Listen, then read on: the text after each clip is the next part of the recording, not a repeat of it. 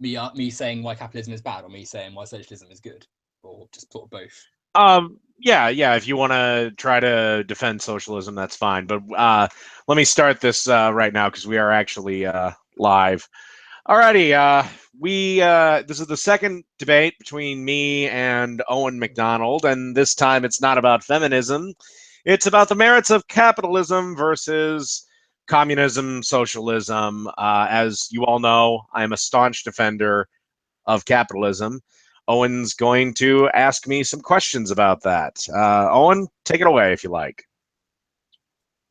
Okay, thank you for introducing me. Let's get straight to the point. How does capitalism defend wealth inequality in the West?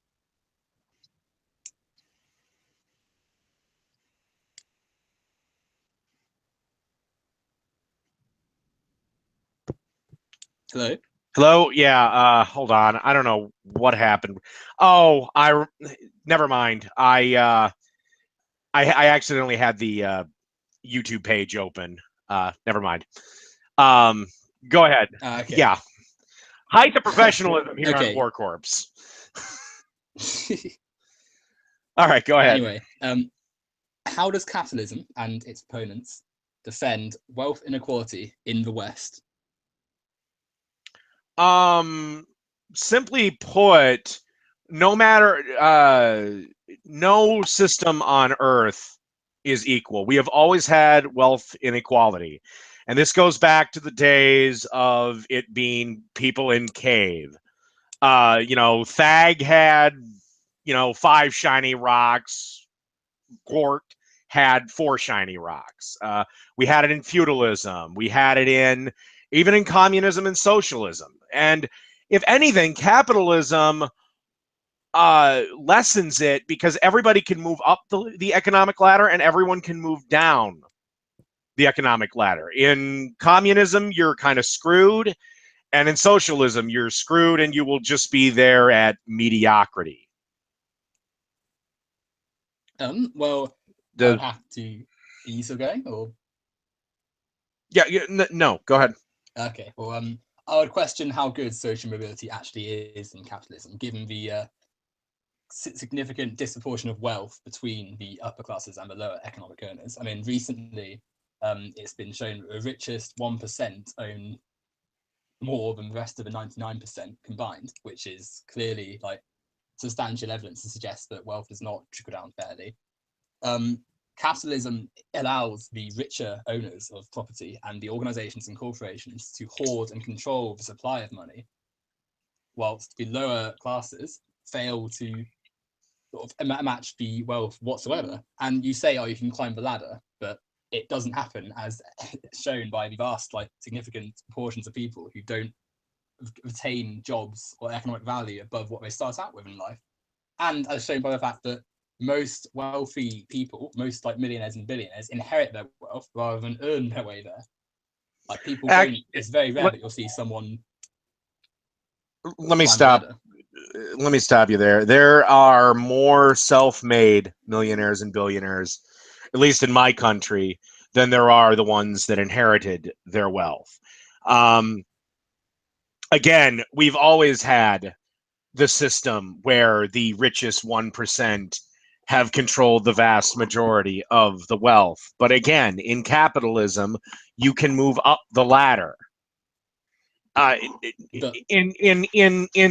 In socialism, so what's your alternative? The government controls all the wealth. The government. The problem is every government has had a history of fucking it all up. This is why every socialist government, every communist government, and yes, every capitalist government has a history of fucking. I mean, look at the US government. Look at the UK government. They screwed up the library system. But it's just with capitalism, free enterprise, we're allowed to mitigate the damage. If you put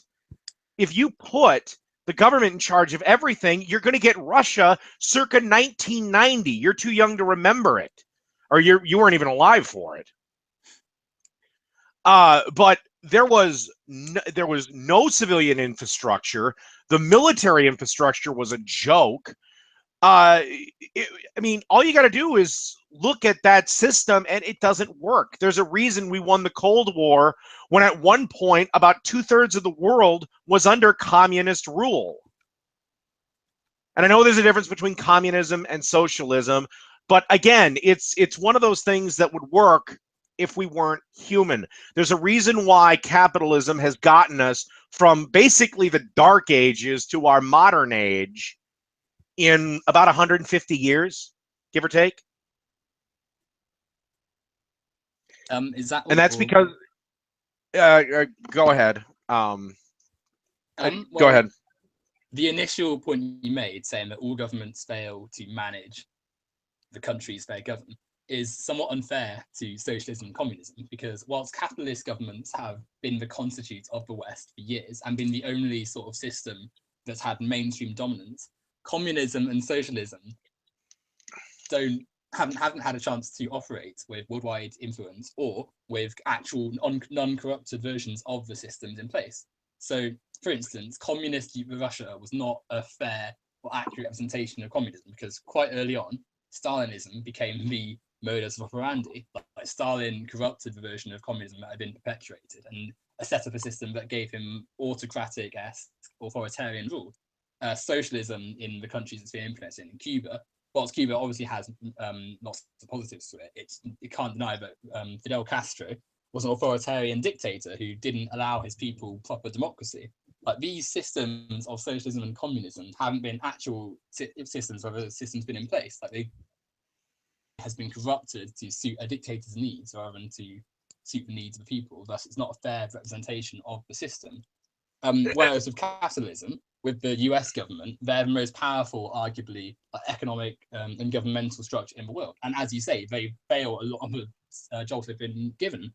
The UK have failed to manage their country effectively the further they've gone, like, right wing. The EU has got many flaws, and that's a capitalist institution. Like, capitalism has the world, and it's doing a poor job of managing it, which suggests that change is needed, surely. But here's the thing, you kind of pointed it out for me. There's a reason why the United States gets stronger, and there's a reason why every single socialist, communist government has always been corrupted, because that's just human nature. People will always corrupt it. You're never going to have a socialist, communist government the way it's prescribed on paper. Like I've always said, communism is the greatest government that has ever been thought up on paper. And it would work if we weren't human, but we are. Human beings are not social creatures. We are out for ourselves. We'll become tribal and social when, like, the shit hits the fan. But when everything's hunky-dory, we're out for ourselves. And if there is a chance to seize power with the government controlling all the wealth, that's the great power grab. So no matter how many checks and balances you have, if the government controls everything, then they're going to become massively corrupted, screw their own people over, because, again, people are not social creatures. You don't give a sauteed rat's ass about a dairy farmer in Boise, Idaho, any more than I care about some sheep farmer in Edinburgh, Scotland. Well, the reason why capitalism has worked so well, and again, I reiterate, about at one point in the 70s, 2/3 of the world's governments, I believe, were communist. Communists came within a freaking fairy's cunt hair of winning the way the world was going to go. There's a reason why capitalism won, because it breeds innovation, it rewards hard work, it rewards people that apply themselves. And again, why would you spend your life inventing something if it wasn't for your own personal gain? Why would you become a doctor if it isn't for your own personal gain? No one would go through the rigors of medical school if not for the fact that doctors make a shit ton of money. Yes, you'll get a few people that will do it because they have some inane desire to help people. But most of those people become nurses, and even they strike every 15 minutes. So, you know, I just want to make one final point. Yeah, sure, go ahead. Is there was a reason why capitalism, or there's a reason why in communist Russia people were given jobs and told that that's what they had to do, and in capitalism people could do whatever they want, so they were happier workers. And the jobs that nobody wanted to do, well, we just paid them enough so they didn't care. You know, that's about all I got to say on that. So you said a lot there, so let me just address a few of your points. The idea that corruption will always come about with socialism and like not so much with capitalism is quite unfair, I think, because again, socialist governments with the fair like chances that capitalism has been given, as you said, like individuals like Castro and Stalin will always have their own way, whilst they're the only like sort of form of power. You need global socialism to make socialism work, as we see with capitalism today. The idea that it's human nature to fend for yourself is quite unfair. I think under capitalism, yeah, it kind of is, because often because money is the only means of operation in capitalism, and it's quite certainly in times like today, you need money to survive. So of course you're going to look for jobs mainly because you need to survive and thus fending for yourself. You're in a very lucky position if you can say that I work my job because I enjoy it or because it's fun. Like that's a very small percentile of the population who can say that. It is worth noting that capitalism has caused governments to become corrupt across the world. Really, I mean, we only have to look at the U.S. system and the flaws that we see in the government there with funding and even like electorate campaigns. Like the recent election, corruption was a massive part of the reason that Hillary Clinton lost, and she was supposedly the. We can come on to that later, but then you said breeds innovation and rewards hard work, and that is just completely wrong. Like how you look at the people who go through like universities and colleges and get academic qualifications to study things they want to do, and then end up being told they can't find a job in their field, so they end up working for much lower than what they're qualified to do. And you can say that you shouldn't do a pointless degree then. So what about something like astrophysics, where loads of people will take the course and then have really qualified like smart brains, but then only like a fraction of them will actually get into NASA or a science institute. So we'll end up working as like an accountant because there's no market for them. Their innovation's been quashed. They don't have the market to go and do their job, regardless of what their study field is. And their brain power, which could be used to advancing like science and technology, has just been wasted because the market's not right for it. There's no profit to be made, because under capitalism, if you don't make profit, then what's your worth? Nothing. And these people who clearly have worth and value don't have a market for it. And rewards hard work is ridiculous. Like the amount of people who work their entire lives only to have an injury like derail their career or have their pensions rendered worthless because the economic scene is wrong. I said so much in your comment section with the idea of like a soldier, like the ideal like standard version of an American, like some patriotic guy who goes off and fights in war, like gives their life for their country, but then loses an arm, ends up like partially paralyzed, and then comes home only to find that they can't afford their healthcare or they can't afford to sustain a job, get kicked out of their home and end up homeless. They can't be said that they didn't work hard. They clearly thought that were like in the system, and then the system rewards them by rendering them homeless. And we look at just the thousands of workers who work in like steel mines, steel plants, factories, the docks, who've been left like screwed over by automation and ended up like in really dire situations. Capitalism hasn't rewarded their hard work at all, often spanning decades of work, which has just been rendered useless.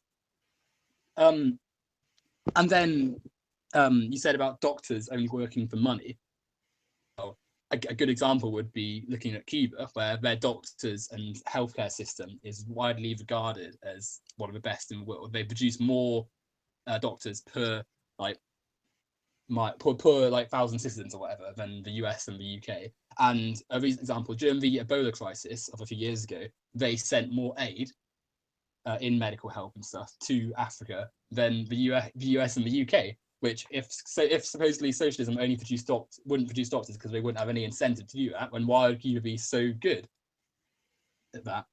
So yeah, I think it's quite unfair to say that socialism will just have won't work because people won't be up for it when there's loads of people in capitalism who have the minds to be innovating and successful, but then don't get rewarded by that because the market doesn't allow them to.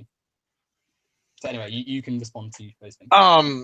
Well, what was the country you said that it has more doctors per capita? Per 1,000 people. Cuba. Yeah, per Cuba. Have you seen their hospitals? They're about 40 years behind the times. Yes, in Michael Moore's documentary, it seems like they're on par with us, but the average citizen can't get into those. As for kids not, getting out of college and not being able to find jobs, I've kind of gone through this and basically listed all the absolutely worthless degrees that land a kid with $100,000 worth of debt, and he has no marketable skills. That isn't capitalism's fault. That is, again, more of a socialist program because the government guaranteed the loans, and they can't be discharged either through any means. Even bankruptcy won't get rid of them. I agreed with your point on the guy who, goes off, fights, and loses a limb, and then he comes home and, yes, we should do something for the veterans. But more often than not, yeah, hard work, typically you get rewarded. Pensions were an idea whose time has come and gone because they were thought up at the same time Social Security was thought up, in which most people lived to be about 70. They were not designed for people living into, now your average age is 88, 89. They weren't designed for, 70 or 20 plus years. Personally, I think we should up the retirement age to 70. As for, if we go for socialism, and the reason you're never going to have a socialist government, it will always be corrupted, and most likely it will always be corrupted on day one. Power corrupts, and absolute power corrupts absolutely. And in socialism, that's what you'd be giving the government: absolute power. They would control the means of production. They would control the what is being made. I mean, you can't deny that there's a reason why it failed, and it wasn't due to capitalistic pressure. It failed because it doesn't work. And yeah, there's flaws in capitalism, but in capitalism, you have the ability to, again, move up. And look, you brought up automation, so steel workers get screwed over. There's always going to be a need for humans. Yes, automation is a thing to worry about, and automation is going to be more prevalent as people keep trying to get a $15 an hour minimum wage. But there's going to be a need for people to know how to fix the robots. There's going to be a need for people to know how to do this, that, or the third. Again, what's the solution? Automation happens. Even in Russia, that happened. So, but again, I've lost my train of thought on this one. Sorry. Go ahead. Ask me another question. No worries. So your first point, Cuba. Well, to look at how you're saying that their hospitals and stuff are 40 years behind. Cuban life expectancy has gone above the US in as a result of the progress made in their healthcare systems there. Well, that's a little easier considering they are nowhere near our population level. We're the third most populated country in the world, beaten only by India and China.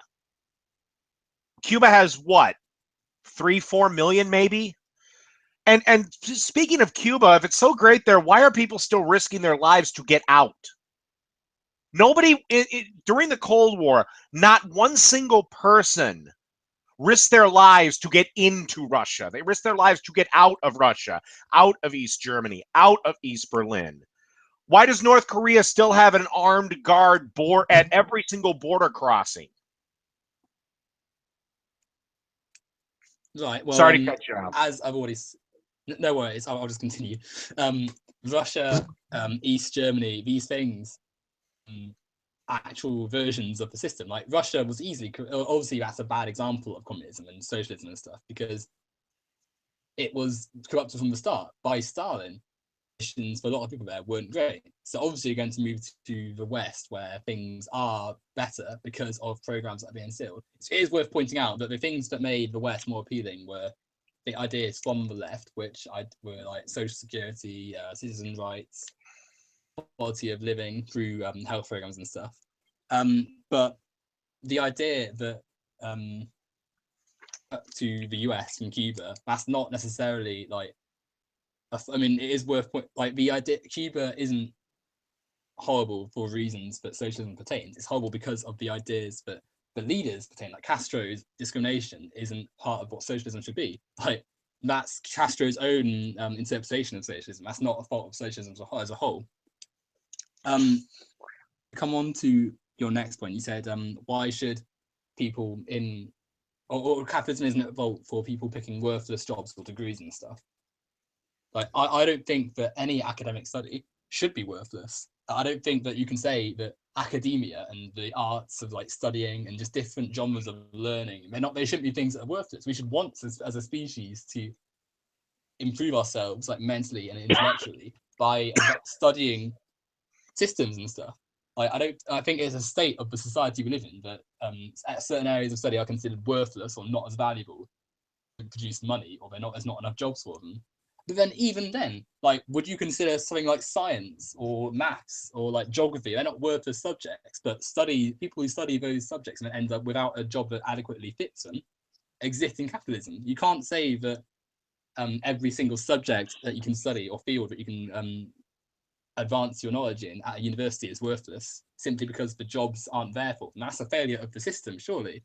Like, unless you're saying that like further studies are worthless, which in which case you're saying that society should just stop aiming to learn and improve itself more and just accept that it's not going to, which personally I think is ridiculous. And then where we go now, hard work pays off. Like, I mean, as anyone will tell you who's like struggling to meet pensions or struggling to make ends meet, it really doesn't. Like, you look at the like thousands of families who like both parents have a job, they're having to spend less time with their children, they have like 7 or 8 different jobs to try and like cope with the their money needs, and they're not going to be having a higher quality of life than compared to someone who's working like every other day or so and making like so much more money than them, and then easy sort of bank of money left when they retire. Like, the fact that people can work less but then earn more every day maybe and then don't earn anything, that shows that hard work doesn't pay off.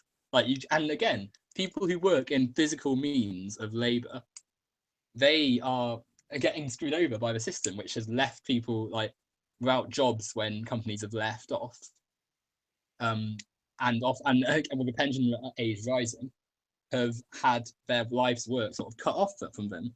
And you say, we come on to automation. You say, oh, well, robots will be fixed, but the idea of a company is to like make more profit. So when robots need fixing, they'll come up with ways for robots who also need their problems fixing. And even if there are a few human jobs still needed, but you can replace thousands of dock workers with a few massive machines which need like one person manning it to like control it, which is always going to cost human jobs because it's cheaper for a company to make robots to do the jobs for them.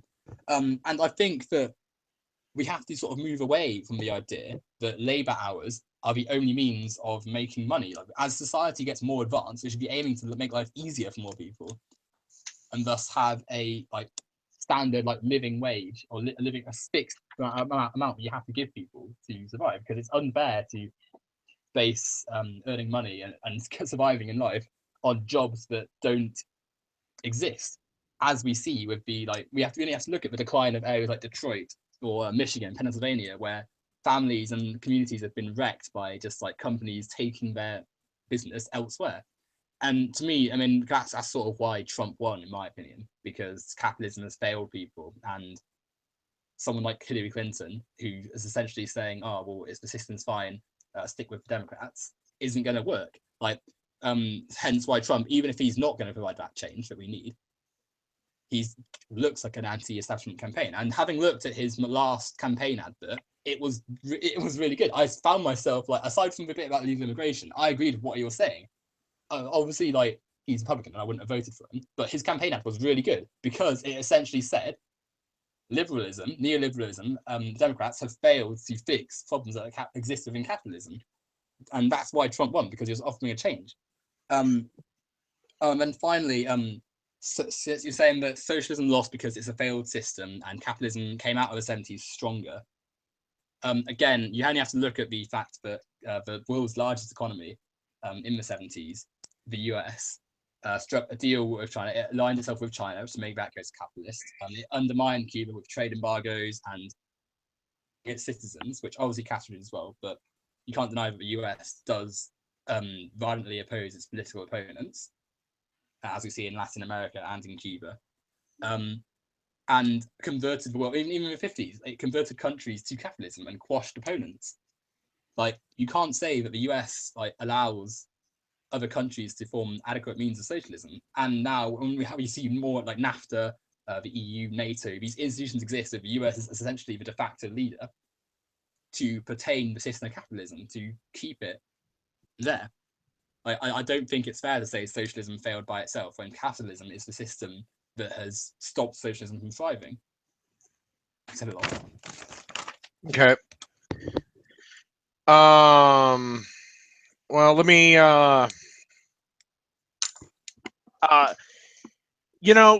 we keep dancing around, like, is there no charity in capitalism? I would say that capitalism creates the cash and the compassion to not only become more charitable. I mean, again, when the shit hits the fan and there's a big disaster, what country does every other country come running to?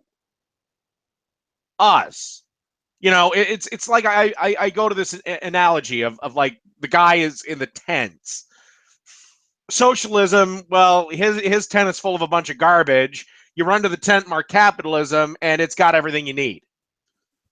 And then people are complaining about the tent. Capitalism breeds the money and the ability to afford to be compassionate. And I would say probably capitalism has given rise to far more charities than communism or socialism ever have or will. As for degrees being worthless, if we're talking in a purely academic sense, then no degree is actually worthless. But in a marketability sense, yes, some degrees are actually worthless. How in the name of Christ are you supposed to turn a degree in 17th century French art into anything? There are worthless degrees, or there's oversaturated degrees, like a degree for social service. Well, the market's oversaturated. Computer programming and web programming. In the 90s, those guys were making $50 an hour or more. But the market got oversaturated. It's again, there are worthless degrees because they don't have any place outside of academia, and there is not and will never be enough jobs to fill that. How many universities? What are we supposed to have? Universities like we have Starbucks? They have no marketable. They have no market value outside of academia. And again, there's nothing wrong with studying them. There's nothing wrong with getting the degree, but you might want to get a degree in some field that has real world applications. Like, and like, again, a lot of scientists shortchange themselves because they continue to work in a university versus going out in the private sector. But yeah, I hate to say it, outside of academia, probably about 70% of the degrees that are in colleges are absolutely worthless. Again, I picked one college at random, ran down their degree program, and yeah, I think it was about 70% of the degrees are worthless. But again, that's not capitalism's nor socialism's or communism's fault. That's well, it's more of a socialist program. That's because the government guaranteed loans for anybody that wanted to go to college. Anybody can get these loans, no matter what your credit rating is. And that's why you have so many, quite frankly, worthless degrees. Also, keeping on this thing of hard work paying off in the end,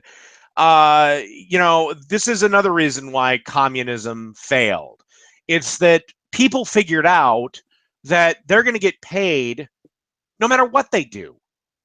So do you think they actually did anything? No. And the guy that was busting his ass quit because he wasn't getting any extra money.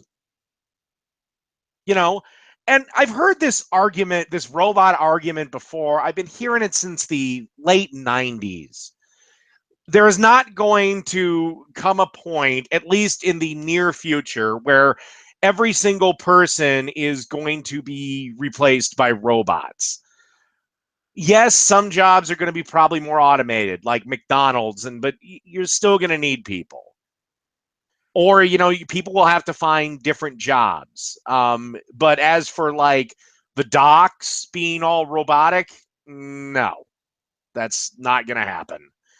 Also, the reason that I think the big reason Trump got elected is he's also viewed as a job maker. Because let's face it, Obama didn't do that great of a job creating jobs. Yes, we're better off now than we were when he took office. I'll give the man that. As for the reason the USA is viewed as the de facto leader in a lot of stuff, has very little to do with capitalism. It's just we're the only superpower left. And yeah, capitalism kind of made that possible. Again, capitalism is the system, due to the fact that it rewards innovation and invention, is the system that drug us out of, quite frankly, the horse and cart and brought us to the point we're at now in a little over a century. That's, we were running around on horses for the first 99,900 years of humans' existence. Yeah, capitalism kind of did that. As for, Stalin being the corrupting force of communism in Russia, that was Lenin a while beforehand. Communism was corrupted the second it got incepted in Russia, and Lenin was not a saint. But I also would like to point out the biggest thing that capitalism is doing, and this might be the most controversial claim, is capitalism is making war obsolete because nobody wants to pay for it. Nobody wants to lose the revenue. The thing that will get humans to stop going to war is capitalism. It's trade. It's, I don't like you, but I don't want to blow your shit up because I enjoy trading with you and making money with you. I mean, that's what caused Europe to get out of war. I mean, Europe went to war every 15 seconds when everything was a feudal monarchy. But now that it's more of a capitalistic trading society, when was the last time war happened in Europe? Oh, yeah, that's right. When a socialist government rose to power.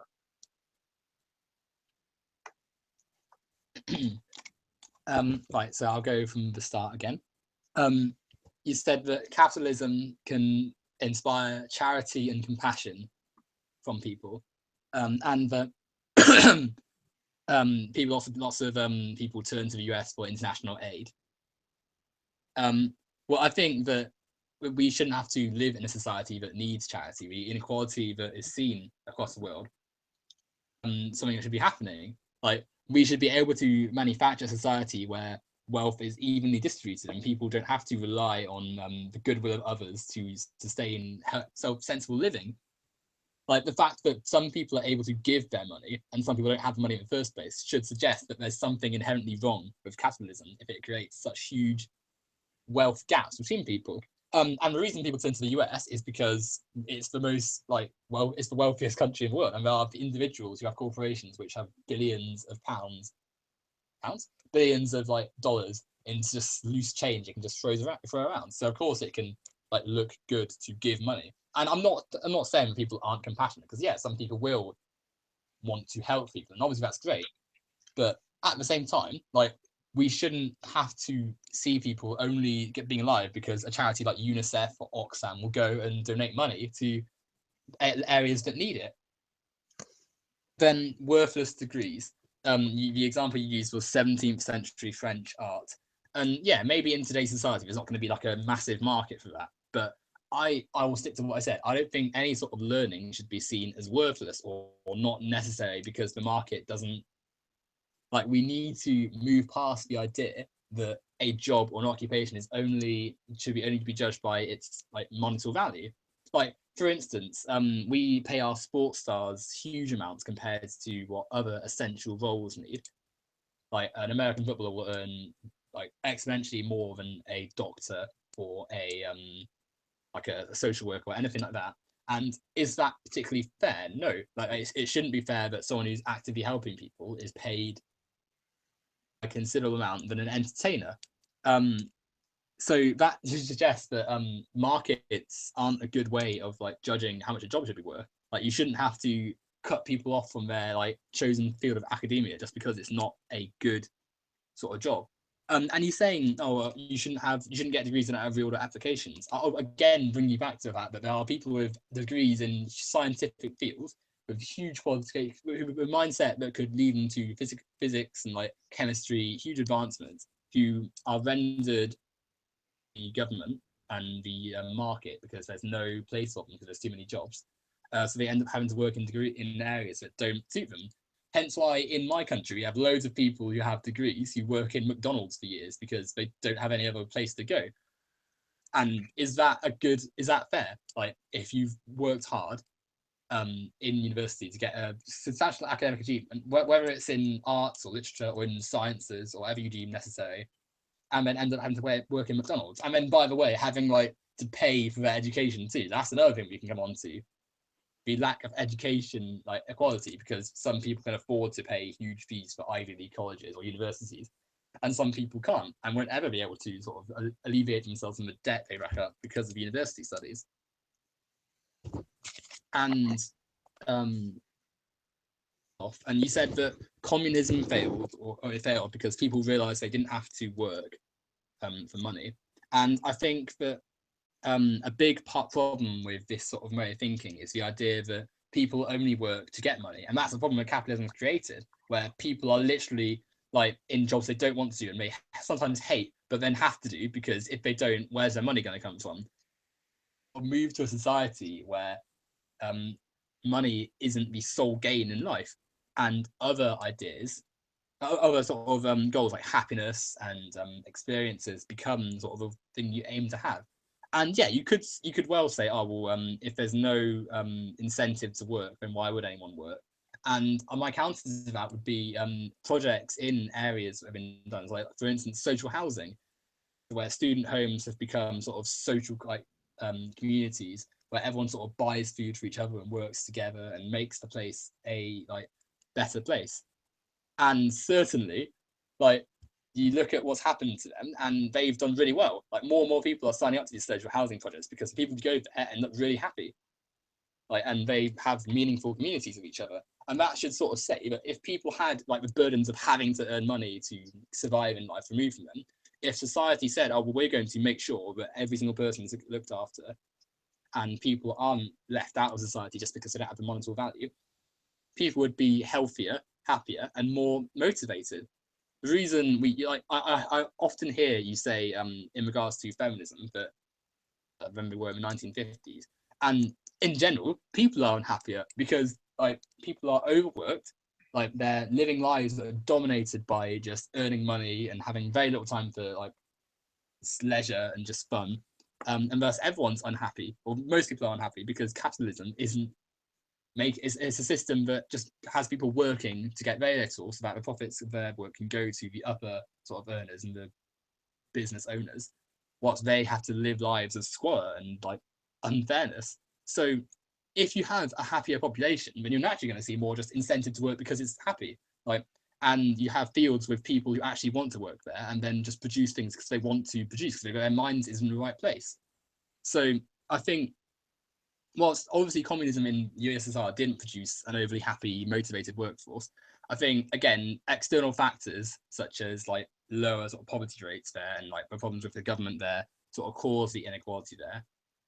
But certainly in the West, with our higher standards of life generally, with our sort of laws to protect from discrimination and unfairness generally, like if we adopted socialism, we'd see a population that could split itself into factions and groups and education fields that they'd actually want to be in, and thus sort of work because they were happy to work, and then produce happier workers. Because when you're motivated and you're happy, you're going to work better than someone who's not happy and just working for the money. Coming on to Donald Trump and why he won, yeah, you were right in saying he was seen as a job maker, and I would then ask why was he needed as a job maker if capitalism was working? And the answer lies in the fact that lots of people are struggling to find jobs that pay well because their jobs have all been outsourced because the corporation has decided that it's unprofitable to work in the US when they can send their workers to like the Far East, send their factory sites to the Far East or other areas, and thus leave entire communities out of work. Hence the decline of Detroit and Michigan and areas where there's less money for a company to make. Like the problems that people have identified in the US, these people who voted for Trump, like they're right. Because the Democrats have failed in many ways. Like Obama, for as good as he did, I think he was a decent-ish president. But there are loads of areas he failed in, and one of them was because of capitalism and the failure to create jobs. And that's not Trump isn't going to change that, because companies aren't going to like create jobs just because Trump tells them to. Because and we've already seen with the factory in I can't remember, I think it was Illinois. Trump has to give them a massive tax break, which is only going to create more wealth inequality, because you're going to give more money to this corporation to act how it pleases and thus not actually address anything. And the corporation will still move its factories and jobs away because people will still lose their jobs. So the fact that Trump isn't going to fix the problems, and the fact that Clinton wouldn't have fixed the problems, suggests that capitalism is the overlying problem with the situation. Because I'm nearly done, so I've spoken for quite a while, but the US as the de facto leader, yeah, you could say that capitalism has bred the innovation to allow them to ascend to that position. But I would have said instead that the US sort of has been given the situation because the majority of businesses are based there. So whilst it appears that, yeah, they're this economic powerhouse, it's a small percentile at the top with their corporations stemming from America that's allowed the US to do that. Like capitalism has made them the leaders only because like other governments have had to rely on them. So in Europe, for instance, like the UK, France, Germany, have had to take massive loans from the US to help them, which is to settle them in debt to them. And yeah, obviously the USSR and other countries sort of failed because of their sort of corrupted versions of communism and stuff. Today it allows the US to be the leaders because they're the only power. Like that's not a sign that capitalism has done so well, but that's a sign that capitalism was what was left. So of course the US will be on top. And again, whilst the US is the leader, people in the US, a lot of people are struggling quite significantly. Wealth inequality is a huge problem across the world, really. And we're seeing significant problems with it, are demanding massive changes, hence why Trump won. Which is why I get a little bit annoyed when people say, oh, everyone's like everyone just supports Trump and his views and stuff. People don't support what Trump is saying. People don't think that like Trump is a decent person, but they are desperate for change. And a lot of people will just vote Trump because what's the face? Sorry, Clinton wouldn't have produced a change because, as you said, Obama did not help regions like Pennsylvania and Michigan. Clinton wouldn't have done the same, and in fact, Clinton would have done a worse job because she's further right wing than Obama, and thus Trump was seen as the necessary change. And then the final point, capitalism making war obsolete, I think is hugely inaccurate because, I mean, look at the Iraq War, for instance, which Bush started, which was essentially like done on very poor grounds. So, I mean, you can very well make the case that the invasion of Iraq was largely or done in parts to fund defense contractors who top up the Republican government and party to essentially get the government to buy a load of war arms and guns and like missiles and stuff, and thus make them really rich. You only have to look at Dick Cheney. I'm pretty sure he actually had investments in some of these companies. Like, that's not good to see. Like, the fact that the government was acting in a way that was contradictory to the people is quite a poor sign. Like, war is obviously people don't want to have war. And yeah, I know it's a good, certainly one of the benefits of having the EU is that war has largely like stopped in Europe.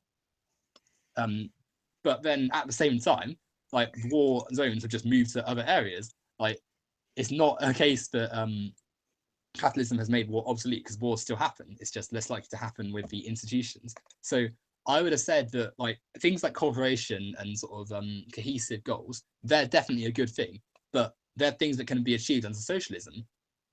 Like, it's they're not things that are unique to capitalism, and in many cases sort of cause capitalism problems. Like, they're problems capitalism creates in a way, because through institutions like the EU and the and NAFTA and stuff, we're seeing like corporations given license to operate without challenge because these organizations need corporations to make their countries money, and as a result they don't get challenged.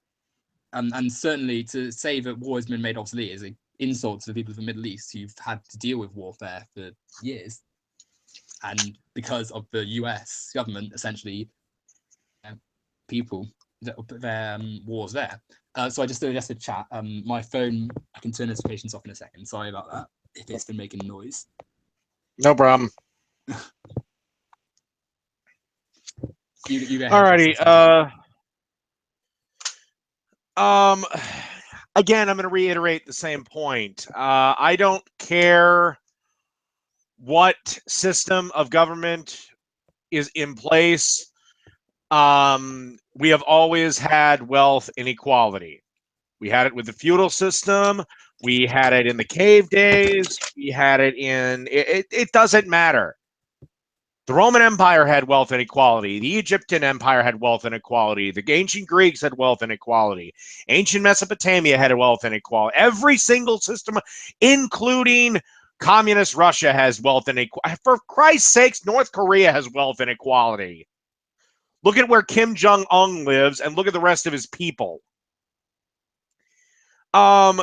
Now, you talk about distributing wealth evenly. How would you go about that? Because the only real way to get that done is through force.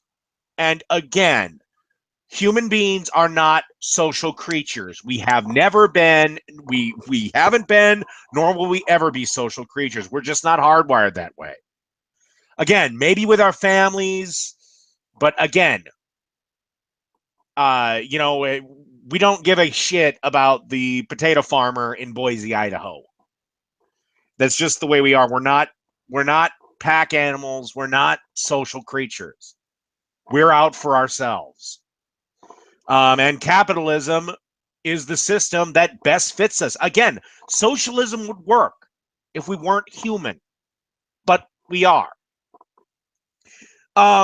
The learning itself isn't worthless, but the knowledge is. Again, marketable knowledge. Your knowledge of 18th century art, marketable. I'm going to get to the students that apparently go into sciences. Okay, I would ask what science. Because remember, women's studies is considered a science for some reason. But also, corporations do hire scientists. A lot of corporations hire a lot of scientists. As for sports stars making more money than a doctor, well, this is true. And sure, you could make the argument that why is this guy who plays a game making 10 times what a guy who saved somebody's life is making? But the sad fact of the matter is, how much money do those people make for everyone else? Take LeBron James. Okay, how much money has he made for the city of Cleveland? I mean, you've got the money the Miami Heat or Cavaliers make. I think he's on the Cavaliers now. I don't know where the fuck he is. And then you've got all the food vendors. So you got money there. So there's a bunch of jobs. You've got the people that are going to stay in the hotels. So you got a bunch of money there and a bunch of jobs there. I'm sorry, but these sports stars, yeah, sure, they make a ridiculous amount of money. But again, everybody goes and watches it. And again, how much money do they make for the surrounding community? I mean, I'm sorry, but LeBron James could probably support the city of Cleveland just because he's a good basketball player. And I don't even like basketball.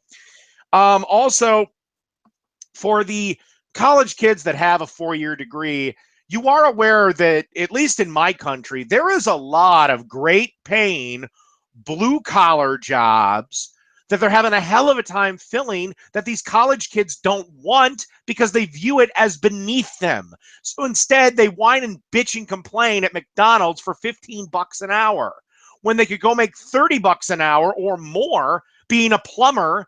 Again, very little education involved, very little schooling, and you're making a shit ton of money. It's just kind of a dirty job. Another segue into that is you talk about under socialism how we could all be happy and wonderful and everything would be a utopia and blah, blah, blah, and people be working at jobs they really like. Well, the problem is there's a lot of jobs in modern society that people need to do that, quite frankly, the only reason they do is because they pay a shit ton. AKA, like the plumber, like the auto mechanic, like the guy who works in the sewer dealing with the raw sewage pipes.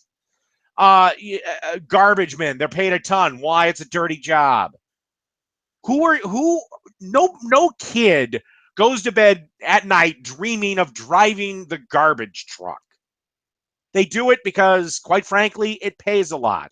Capitalism rewards the people that do the dirty work because it's work that needs to be done. The only way it would work in socialism is if you literally rounded people up and told them, guess what? You're a garbage man. Because nobody is going to volunteer for that job. And if there are people, there's not going to be enough of them. That's the other thing. Getting back to the doctor thing. Yes, there'll be people that will do it and go through the rigors, but there's not going to be enough of them. Again, that's where capitalism runs in. That's where and not enough people are there that's just going to work for their legacy. Big reason why people even make medical advances is, again, yeah, the notoriety, but the other thing, the money. Your legacy is worthless. Money is kind of nice. As for your example of these student houses where everybody buys and shares and all that other, okay, that might work in that small setting, but that is not society. That's not a country. Socialism could work if we kept to communities of maybe a couple hundred people, but we don't have a couple hundred people. We have a couple 100 million people. Socialism doesn't accommodate that. It would work if we weren't human, but we are. And it's a system that socialism is a system that at best everyone aspires to mediocrity. Everyone's the same. Everybody has the same. That's not a society that pushes people forward because there's no incentive. Again, without money, what is the incentive to create the new razor? Without money, what is the incentive to build the better mousetrap? We already have one. It works. If I'm not going to get rewarded and have more quote unquote money than everyone else, why should I bother? What, my legacy? Well, I'm not going to be able to enjoy that when I'm dead. You know, legacy don't pay the bills. And again, that's another reason why communism failed, why in communist countries they're so far behind. I have been on North Korea's news website. It looks like a site out of 1993. You know why? Nobody's bothering to build a better one because you're not going to be rewarded. Why bother? That one works. It's a piece of crap, but it works. That's why Chernobyl happened. The reactor melted down because the reactor was a piece of shit. Because nobody bothered to make improvements. Because we got something. It works. Trump can do some things to help. Now, look, truth be told, I think that the president doesn't have as much to do with creating jobs as some people think, but there are some things he can do, like penalize outsourcing, something Clinton would not have done because she's in bed with mega corporations. And the reason that we're the de facto leader isn't because of mega corporations, it's because capitalism. You know, we were the first one to create the assembly line and, you know, modernize, and there's a reason why we're the de facto leader. And Obama, getting to the war thing about it making war obsolete, Obama, first off, is just as guilty for Iraq as Bush is. He had 8 years to end the war. It's still going on. And the reason it's going on is that if we leave, unfortunately, it's going to splinter. That whole region is going to erupt. I say fuck it because I want to end the war. But the reason why that's such a hotbed right now is a few more reasons. First off, like, take Kuwait. There, the government will supply you with a house, a car, a this, a that. And the reason is because they're making so much money on oil. Problem is, their whole society is based on one textile, oil. What happens when that runs out? Or what happens when capitalism rolls along and makes oil obsolete? There's a few more problems in the Middle East than just us, the West, dumping its wars there. They have a stronger tribal mentality. They're, again, the religious nuts there could teach a clinic to our religious nuts. There's a few more problems than just simple than capitalism. And in fact, again, if we leave, it would splinter into far more factions than it is right now. That's about all I got to say on that.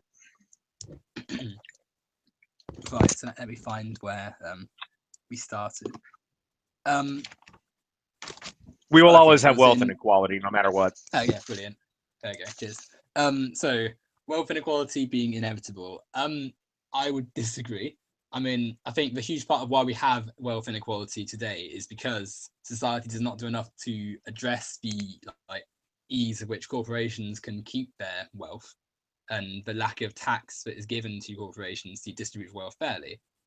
As we've seen with governments that give tax breaks to corporations, as we've seen with the nature of the ease of which a corporation can just move to another country if a government starts to address the inequality.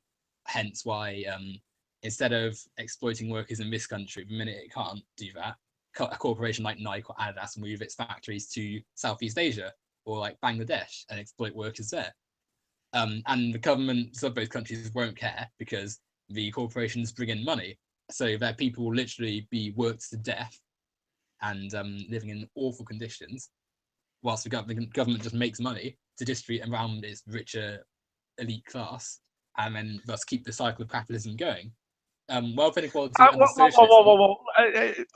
Owen, what you just described there is pretty much every single communist government. Okay, in the world right now, and again, I'm getting tired of this point. When have we ever had a system that didn't have wealth inequality? Capitalism is not that old. It's about as old as my country. Okay. And it's the only system that you can move, that you can do the rags to riches story.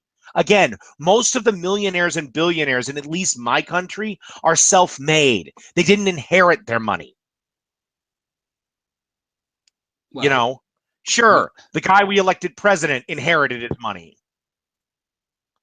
But you take a look at a show like Shark Tank. All those guys are self-made. I don't think that you can justify having like rags to riches stories as a defense of capitalism when one or two. Why not? Well, because it's very rare that you'll actually do that. Yeah, some people become self-made millionaires. No, it's not. It's actually the majority. The vast majority in this country did not inherit.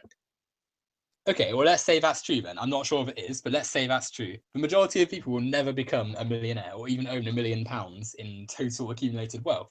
Like, that's just not going to happen for most people. Imagine going around like Pennsylvania saying, oh, well, capitalism does work because you might become a millionaire one day if you work hard. Like, you'd be laughed out of the state. Like, it's ludicrous to suggest that that's an actual defense of like why capitalism works. And the vast majority of Americans will never become a millionaire or even own £1 million in like property or anything. Like, that's not substantial evidence to defend capitalism with. So what? We go with socialism and we're all poor together? Well, we wouldn't all be poor together. We've got enough wealth and resources in the world to give we'd all be a meh. fair level of meaning. We'd all be meh. Why would we all be meh? If everyone has enough to get by, then think of the... If everyone is equal, then it's all just meh. And again, you're not going to have this system.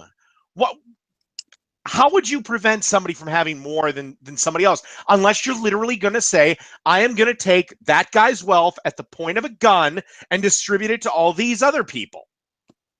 Well, if we nationalize things like transport, energy, like health... We already nationalized transport. Not in my country, Well, in my country we have. I mean, the government takes care of all the roads. I mean, sure, the buses are private companies, but... No, exactly. Like, yeah, your roads are like sorted by those sort of things, but what about airlines and bus lines and trains and things? These are pretty big systems of... The trains are private companies, but they have to report to the Federal Transit Authority. Buses, I'm totally not sure about, and the airlines are beholden to the FAA. And as for energy, they're allowed to have legal monopolies. They're one of the few exceptions we made, because without it, it's a mess. So we've already, and the government is the one that doles out the territories. So we kind of already have a national energy thing. It's kind of privatized national energy, but yeah, we have legal monopolies in this country because when power, I don't want to go through the history lesson. Well, the fact that they're still... Were you going to say something? But okay, right. No. The private market being introduced into essential like aspects of life, like energy, like most prominently healthcare would be the biggest one, shows that. And then if you give people the power to buy better services, then you're going to leave millions of people without adequate services. Like, you can't...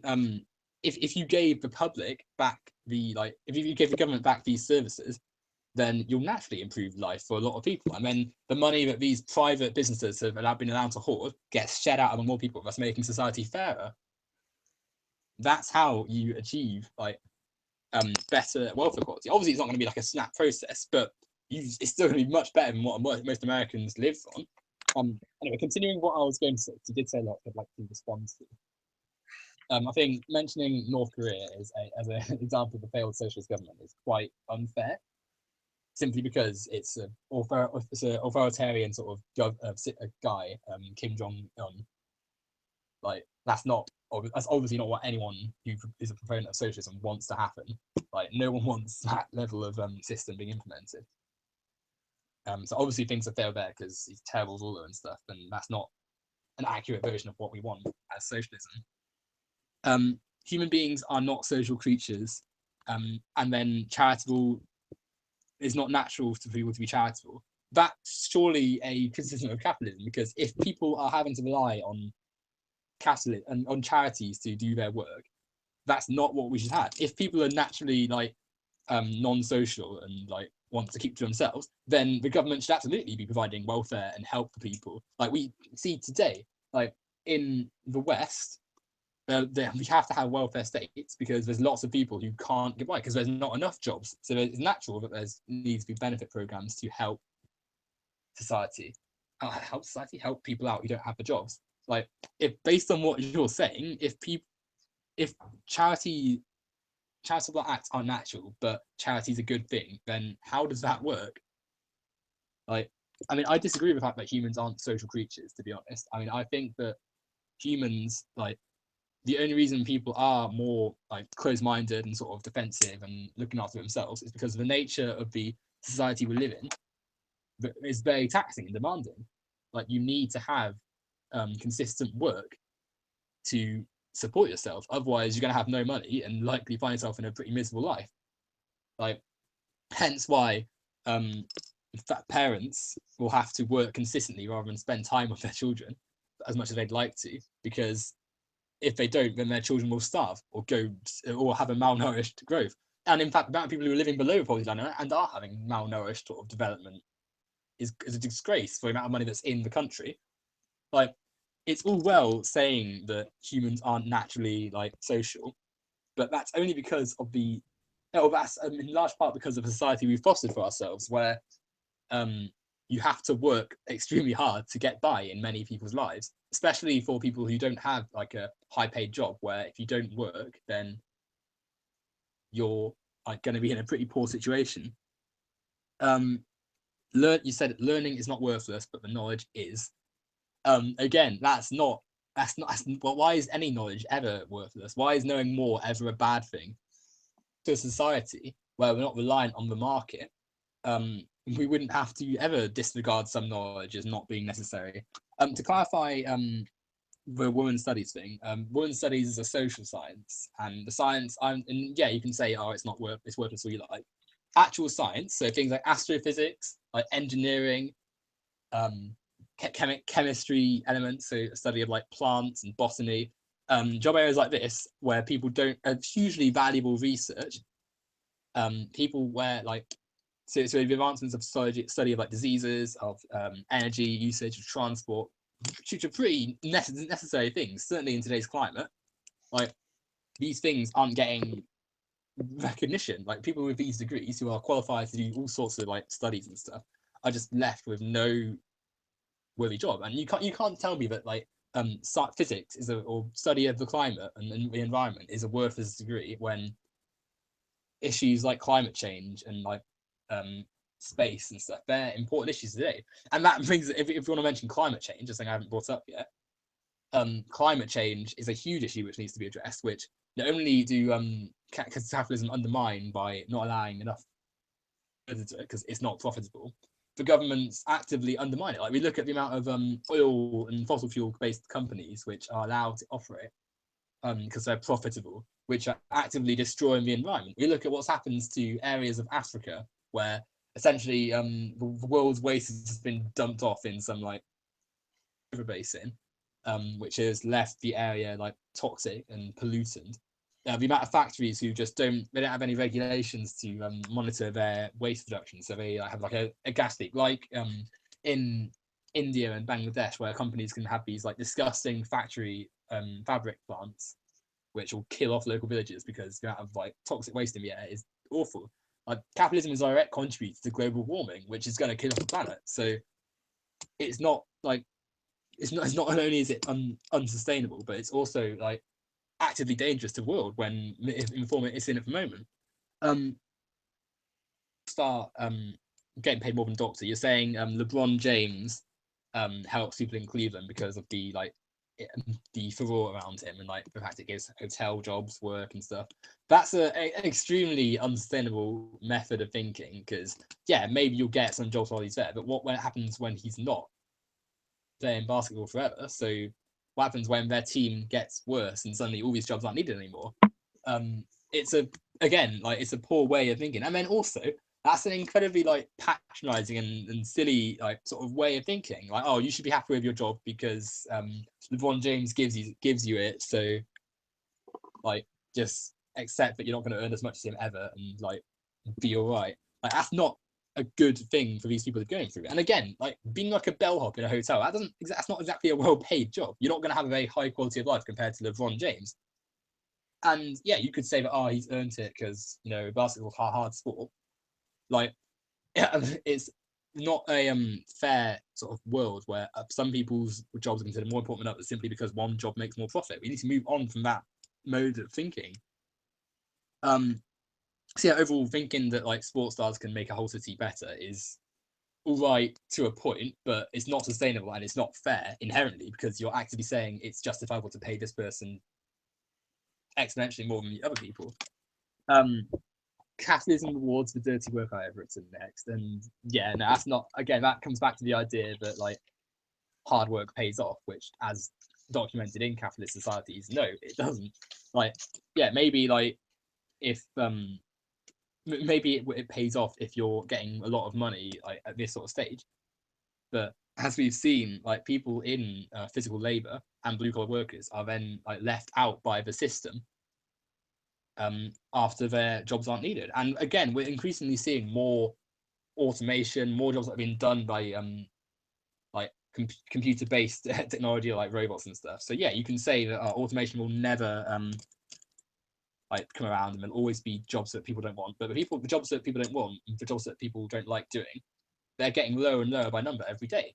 Like, you're saying that it's impossible for docks to be completely filled up by robots, but if you compare how many people lived in docks or worked in docks pre like the 90s, perhaps pre the 80s, and then compared to now, like it's seriously a lower number. Like, look at what Detroit or Baltimore or I'm trying to think of cities on the coast or on the coast where they had these huge factories and just endless jobs for people because of the like demand there was for it.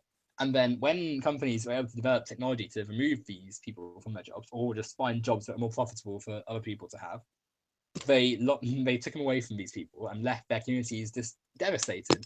You only have to look at the state of Detroit to see what happens when you base your society on unchecked capitalism and then leave it to like operate by itself.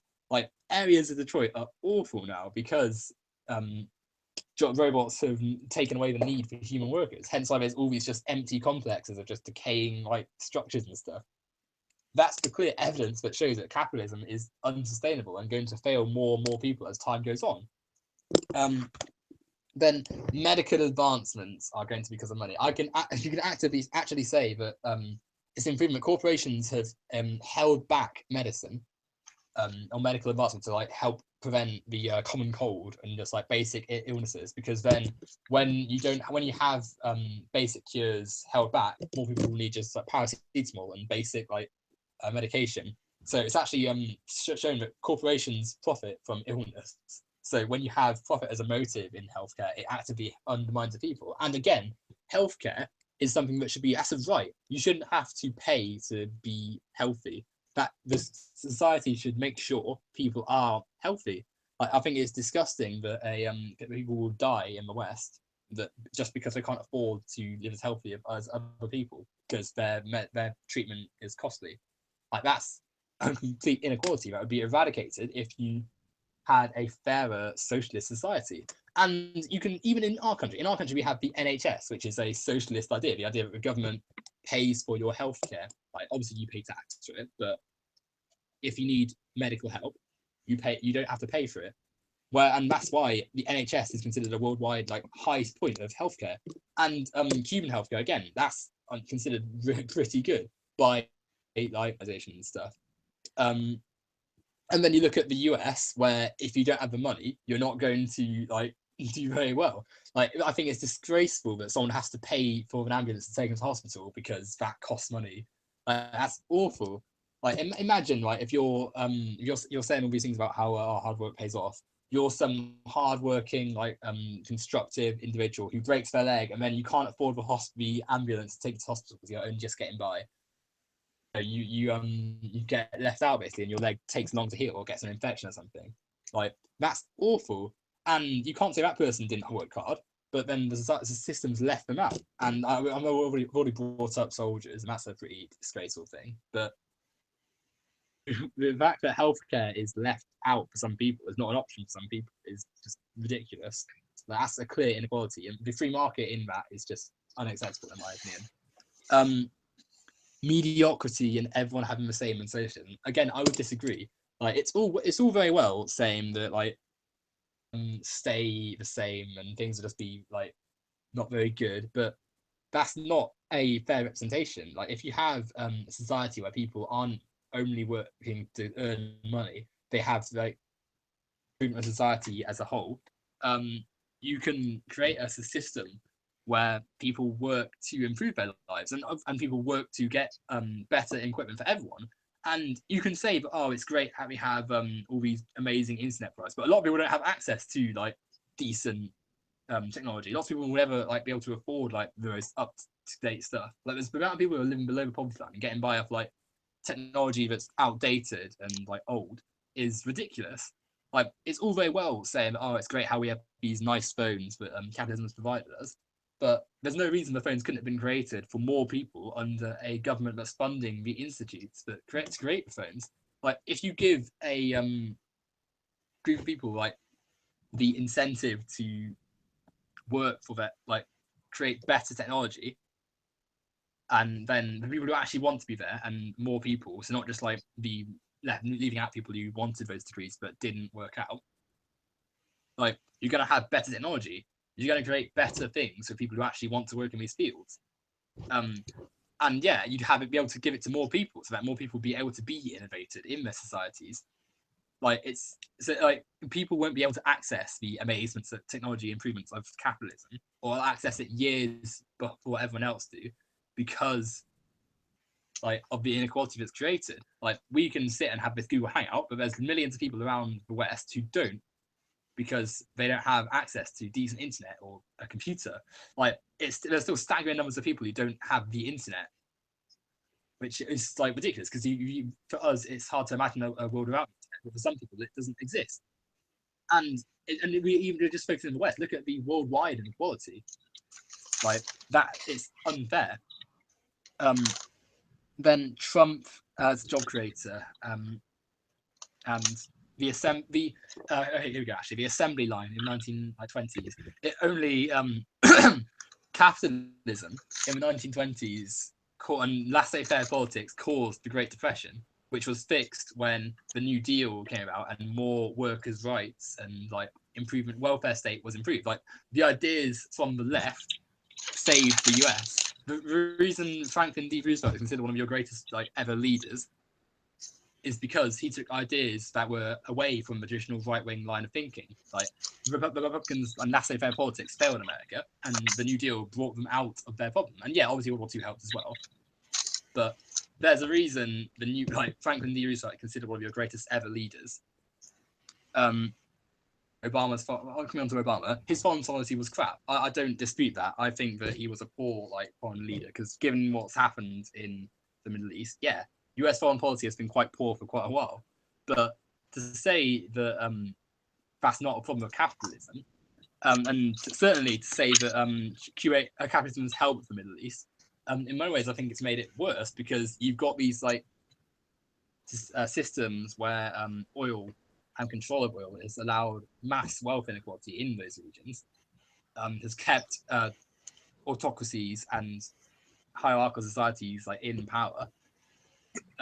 Certainly, in countries like the UAE, for instance, it's clearly an unfair system if you've got the richer people controlling everything. And to call and certainly with oil, that comes back to the idea that it's unsustainable. What's going to happen when the oil runs out? Because it's not a sustainable trading unit.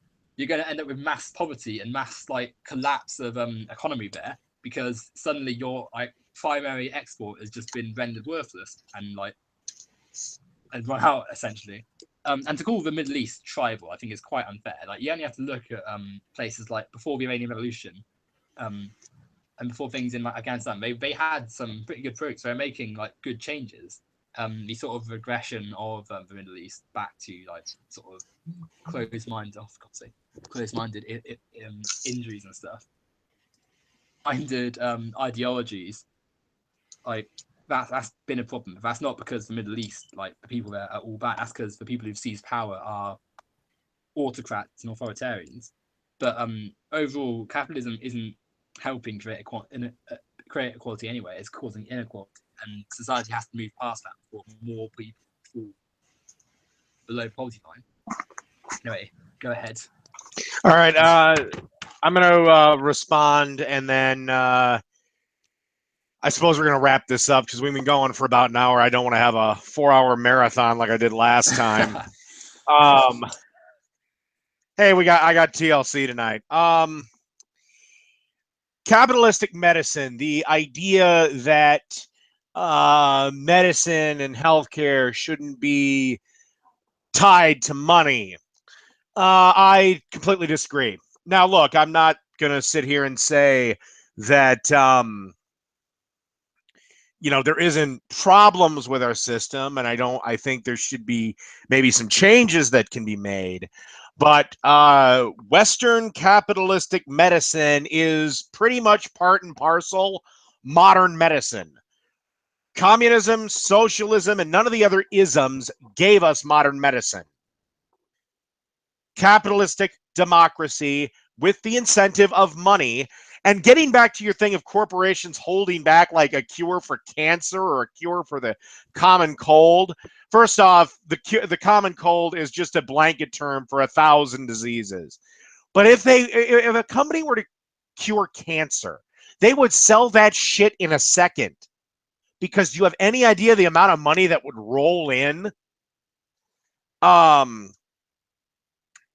But no, modern medicine is a direct result of capitalistic medicine. I am not going to stand here and say that our healthcare system is perfect. It's not. It's not as bad as you're making it out to be, because we do have free clinics, we do have free hospitals, and we have this thing called insurance. So, we do have some something now. Yeah, I think, but capitalism lets charity exist because capitalism allows people to afford to be charitable. Under socialism and communism, the systems of meh and everybody as the same, well, they don't exist. And you're always going to have the poor and the downtrodden and the homeless and the whatever else. I don't care what system you're going with. And again, Owen, you're too young to remember it, but when the Iron Curtain fell and communism largely went the way of the dodo, everyone in Russia was pretty fucking miserable. Again, nobody was risking their lives to get in to communist countries. People were risking their lives to get out of communist and socialist countries. And the average capitalist country. Oh wait, I want to make one other point. The whole thing of the knowledge is worthless. Again, there are good jobs. Truckers make $100,000 a year, but nobody wants to do the job. Your average kid getting out of college feels that being a plumber is beneath them, despite the fact that plumbers make a shit ton of money. They feel that being an auto mechanic is beneath them, even though they can get the degree or the certification or whatever it is for about $3,000, and they're immediately in a job that's paying them about $25 an hour. It's just, I'm sorry, but with your degree in folklore and mythology, yeah, it's only applicable to Starbucks, because again, there's not enough professorships, there's not enough internships or whatever to make those degrees. And again, it's because the government funded the student loans that anybody can get.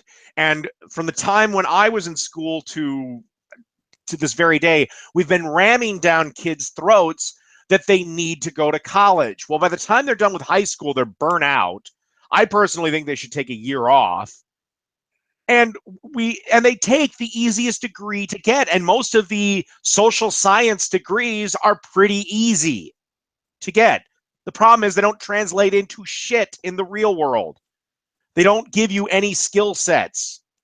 A woman studied degree, the only thing that skill set gives you is being a professional victim and a professional crybaby.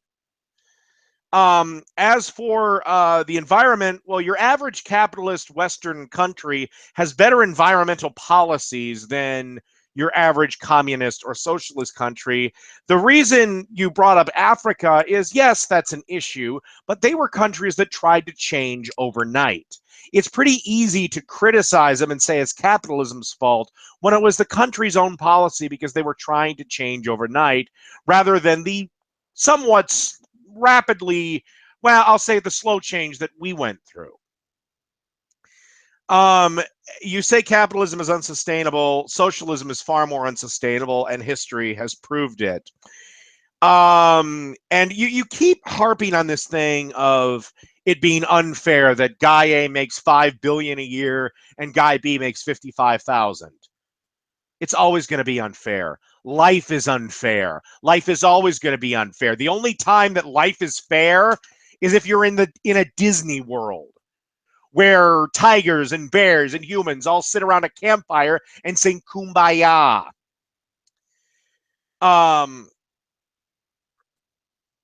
The Detroit failure was due to the auto industry's collapse. Detroit was always built around the auto industry, and due to a couple of bad decisions,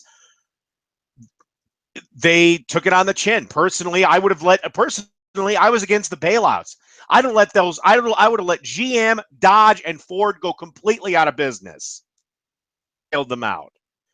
And also, you are aware that literally FDR's New Deal times pretty much, and it wasn't working out that great. And literally, it was just a bunch of spending to give people jobs. He just made up jobs. Yes, it gave us the highway system, so we did get something out of the deal, but it wasn't working out too great up until World War II. And then we had to kick the American economy into high gear because we had to beat Hitler. As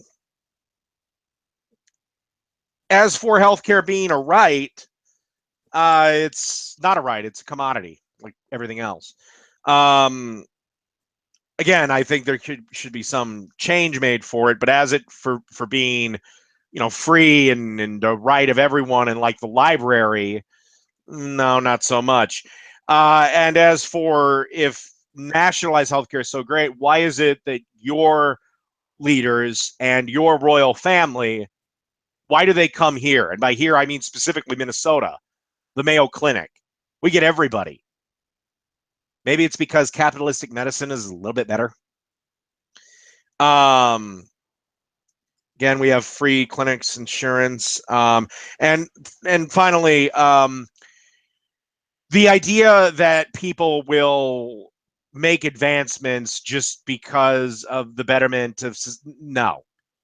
That's going against human nature. Human beings are selfish, greedy pricks that don't give a sauteed rat's ass about the rest of humanity. That's just the way it is. That's the way we're programmed. It's the way we've always been and always will be. You're talking about a fundamental rewiring of our basic primate brain. Even back when we were living in caves, we'd go fuck another cave up and take their shit. We've always been like that. Capitalism is the system that works the best for us because it rewards those that, what you would create is a system where nobody'd really invent anything, nobody really innovate anything because they wouldn't get rewarded for it. Again, what would be the reward? The answer is there isn't one. Again, legacy, that doesn't pay the bills and make your life easier. Again, it's a system that, again, socialism looks great on paper. not so much in the real world. It doesn't work. As I stated before earlier in this debate, capitalism is the greatest system ever conceived on paper. It's the crappiest system ever put into practice. The middle again. The Middle East has far more problems, and capitalism could probably help it. It's going to face a massive problem when we don't need oil. But again, that's because they set their entire society up on a single textile and are not investing when they have the cash in anything. They have no infrastructure. They have nothing. Their whole thing is oil. And yeah, it's probably going to go to hell, but that isn't capitalism's fault. That's their own damn fault. So I think that's where I'm going to wrap it up. Owen, would you like a couple of minutes to make a quick final point? I'll give you the last word. Yeah, I'll try and as much as I can with the thing. Yeah, I guess you brought up Detroit and the auto industry. I would ask why that failed, and it failed because corporations were given the power to operate. They moved away from Detroit and we moved away from selling these things as soon as it became unprofitable to be basing their jobs in Detroit, and it failed millions of people across the states. And healthcare should absolutely be a right. I think that it's systematically unfair to base it on wealth, especially when people who've worked hard can't afford it. And I guess overall, to end, if we're short on time, you say that communism made people unhappy. Capitalism is making people unhappy. Depression is going up. Like more and more people are economically worse off, and it's unsustainable. It's heading to a huge economic crash. The world is going to be in an economic disaster very soon, and liberal and neoliberal institutions are failing world over. And if we don't address the system overall, then we're going to see millions in awful living conditions and situations. And the answer to the world's problems is moving away from capitalism to socialism, where equality creates happiness, innovation, and improvement of life. I guess that's to close up. All right. Well, I pretty much disagree with everything you just said there. I think capitalism gave us the modern world, and I don't see us heading into another collapse. And quite frankly, if there is, we'll dig out of it quicker with capitalism than we will with any other system. But that's the debate. So yeah, check this out on either my channel or go to Owen's channel if you so desire. Like, share, subscribe, thumbs up, all that jazz. And that's the debate.